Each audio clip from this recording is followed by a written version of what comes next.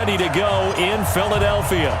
Today we've got an interesting Week 11 matchup on tap between the Washington Redskins and the Philadelphia Eagles. So out comes the Redskins offense now onto the field. They'll be led out by a first-round pick in 2019 from Ohio State. It's Dwayne Haskins.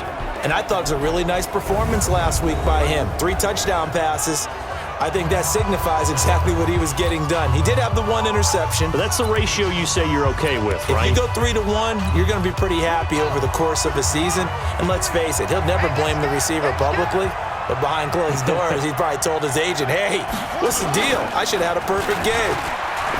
They go play action here on first down. He'll get this to his speedster, Paul Richardson. Let's go, baby. A good pickup there, a 22. I know many people like to throw to the tight end, maybe in a little flexed out position because he creates mismatches with his size.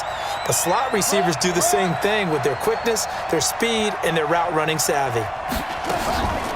On play action, Haskins. Complete, Richardson has it. And he takes this one down almost all the way to the 30. 2 chunk plays in a row. The last one was over 20 yards, and so is this one. Back-to-back good plays have him on the move on first down. First carry for Darius Geis. And he is met in his tracks behind the line of scrimmage. That's going to go as a loss of 1 on first down. Mike, 53. 53, Mike. Now the first carry for Bryce Love. He'll get it to the 23-yard line. And he's going to take this close to the first down marker as he's stopped at the Eagles' 23.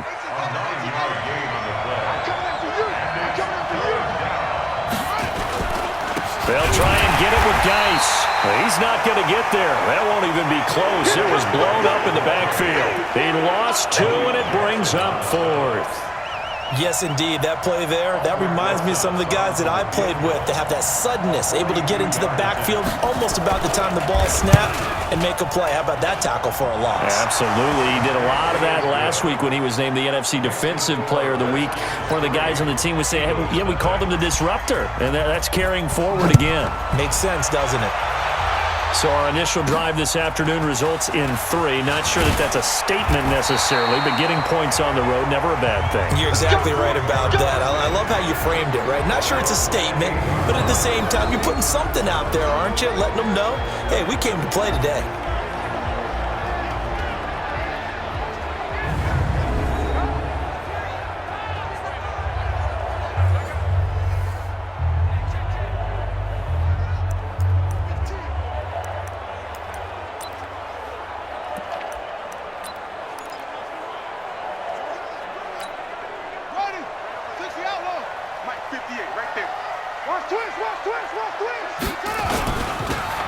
Now they'll run it on the toss.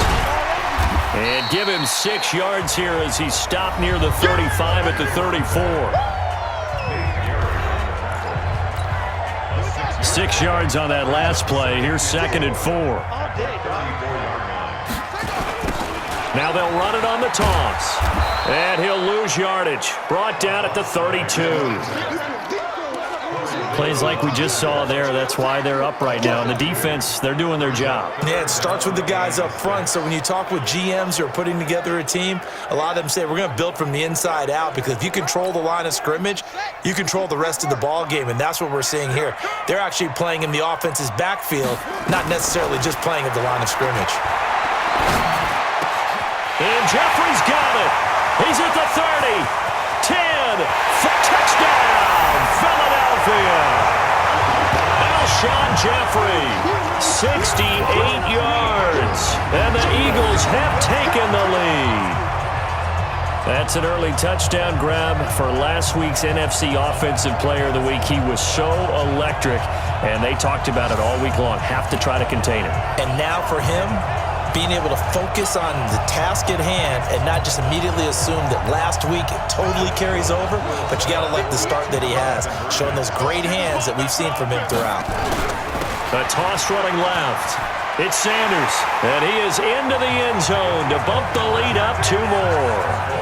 They get the conversion, and Charles, when you only have 2 yards to go, what do you think of the toss play? Because initially it kind of sets you back a little bit. It does, especially if you get a lot of pressure coming towards you. But if you can get to the edge, if you seal the edge with your blocking, often your tackle or your tight end on what they call the play side where the ball goes, you can get to the corner, and that allows those big guys to get out ahead of the runner.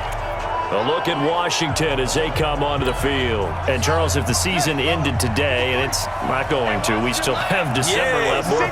We're only in November.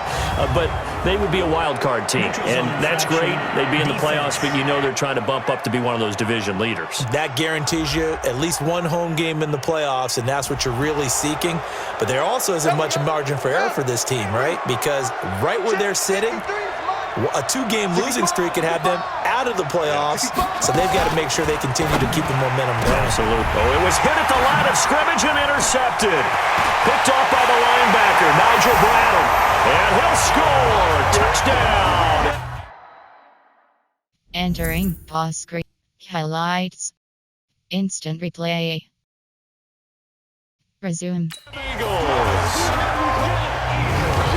Now remember, this is the #1 defense in the National Football League. There's a good example of why. Shows that they set an aggressive tone, not just stopping the run, not just getting after the quarterback, but the ball's in the air.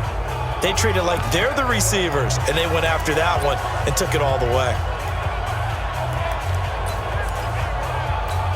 Doug Peterson says, let's go for 2 here. Now a toss going left. And he is not going to get in there. He stops short of the goal line, and the lead is going to stay right where it is. Well, split the difference, and they're right where they would have been with 2 PATs. They got the 2-point conversion the first time. They failed there. Interesting, isn't it? Because the first time you go after your first score, that feels like a gamble. The second time when they tried it again, that felt like, what the heck, right? Because, as you said, even if you miss it, you split the difference, and you're right on schedule at 14 points. Haskins and the Redskins come up 1st and 10 at their 25-yard line. Running to start the drive is Love. And just no chance of turning the corner. He can only get back to the line of scrimmage. 2nd and 10 coming up.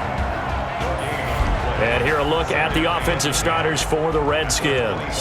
Let's focus our attention on the offensive line and Brandon Sheriff, the first-round pick in 2015. In fact, the first lineman taken at number 5 overall, an offensive tackle in college, transitioned very well to guard in the NFL.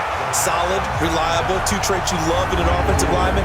How about tough, physical, and nasty? He's an Iowa offensive lineman. Those guys play well in the NFL.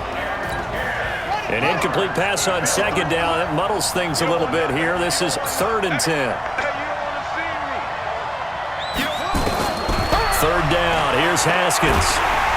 Nowhere to escape, and he goes down. Malik Jackson, the 6'5" D tackle with a sack. And that's their first sack of this game, but how about last week? 6 sacks, great coverage downfield, which helped that pass rush. They are really working in sync right now. Now Sanders. And bulldozing his way through. A very nice job on the run back there. He'll get 23 yards all told. And the Eagles will have great starting field position here as they take over. Here's the Philadelphia offensive unit now as they head out to take over possession. And they're hoping to redo their efforts in the last drive when they got into the end zone. And just think of what it's like now on the sideline, because when you score a touchdown, you have to go over and look at the tablet and see what you did on the left. Look at this, middle of the field, a breakaway. Touchdown, Philadelphia. J.J. Arcega-Whiteside, 46 yards. And the Eagles able to push further out in front. Brandon, my man, just one sentence for that one. Clinic. And that's what they've done. They lead the league in points per game this season, but it's been quick strikeability as we saw on that drive. I think they're actually intimidating defenses because they're back on their heels right away, wondering where it's going to come from, how they're going to hit them. This group is well organized, well coached, and extremely confident in what they do. Now a toss going left. And he will get into the end zone to extend the lead by 2 more. And they're able to ground it in there on the 2-point try. And you and I were talking before the game. that two-point conversions from the 15-16 season, what has changed, what hasn't changed, partner? Yeah, I'll tell you what's changed is just your normal strategy, because now you're either kicking the football with the ball on the 15-yard line, or if you decide to go for two, they put it on the 2-yard line. So what are you thinking as a coach? Do I risk it? Do I go for it here? Do I try and gain a strategic advantage and maybe go for two early? That's what people are wondering about. Pass there over the middle to start things out. And they get him down, but not before he takes it across the 40-yard line. 17 yards that time and a Washington first. One play has him up past the 40 already, and another 1st and 10. On first down, here's Love. And he is met quickly in the backfield. Down he goes, folded like a lawn chair. Anytime you call an inside running play, you just know there should be a lot of congestion there. You're counting on your offensive line to take control of the line of scrimmage. That didn't happen in this case, and that play got bottled up. On 2nd and 11 now. Haskins is going to find his running back. It's complete. And to the 42-yard line here and brought down there. They'll give him a yard on the play, and it'll be 3rd and 10. On 3rd down, Haskins throwing for his running back, and he's got him complete. And he'll get this up near midfield, but that's still a few yards shy of the 1st down. It'll be a gain of 6, and that's going to make it 4th down. So much about this game is just understanding situations and then having to execute, isn't it? Guard the 1st down sticks. Don't let them get there, and they rallied and made the tackle. Philadelphia getting set to take the field. And right now they're saying, hey, let's keep this going. 2 drives, 2 touchdowns. Yeah, can't ask for a better start than that, can you? I mean, this is the way you practice it. This is the way you rehearse it. But right now, the play calling, they're locked in really well. Here's a run on 1st down that doesn't accomplish anything. In fact, he's going to be tackled behind the line for a loss of 1. After the loss to start out, here's 2nd and 11. Now they'll run it on the toss. He can't bring him down. The weight room does work. And he'll take this up only to about his 18-yard line. Now after the running play, we've got a man down on the field. While the training staff works on him, we'll step aside and be right back. Now back to throw. That's incomplete, but there is a flag down, so hang on. A big call coming on 3rd down. Thought they were going to force a 4th down. Instead, P.I. gives him the 1st. And that's frustrating because you think you've taken them really deep into the count, haven't you? Instead, you've got to start all over. That can really, really be demoralizing. Line of scrimmage, the 37 on 1st and 10. Back to throw here. It's brought in by Jeffrey. And this will be good for a pickup of 9 to the 46. Give him 9 there on the 1st down completion. It's a game of matchups, and that's why you take your receivers and move them around a bunch, especially your best guys. And when they work out of the slot, you often hear the coaches talk about how great it is because it gives you a two-way go. You can break out or you can break in. That makes it hard to defend. But he is out of bounds, but not before he's inside the 30. Boy, he does it at a high level, doesn't he? Because when I watch him, I think of his vision. Straight ahead, peripheral, also has that sense of where holes are going to be before they actually open. I think that helps set him apart from many of the other backs in the league. 7 yards on the pickup there, and it'll leave him with a 2nd and 3. A good run, got 7 on 1st. Here's 2nd and 3. It's a 2nd down run with Sanders. And he will lose yardage here back at the 23-yard line. Officially, it will go as a 1-yard loss, and that's going to lead to a 3rd down. That didn't appear to be a run blitz. He just darted in once he saw the run develop. That appeared to be a case of see ball, get ball. Out of the gun now on 3rd down. He's got the 1st down inside the 10. And he is into the end zone. Touchdown, Philadelphia. 23 yards for the touchdown. And the Eagles able to push further out in front. Now, 1st quarter, and this lead is already getting into dangerous territory. They better... Entering On the other off-screen sideline. resume. It feels a little bit more like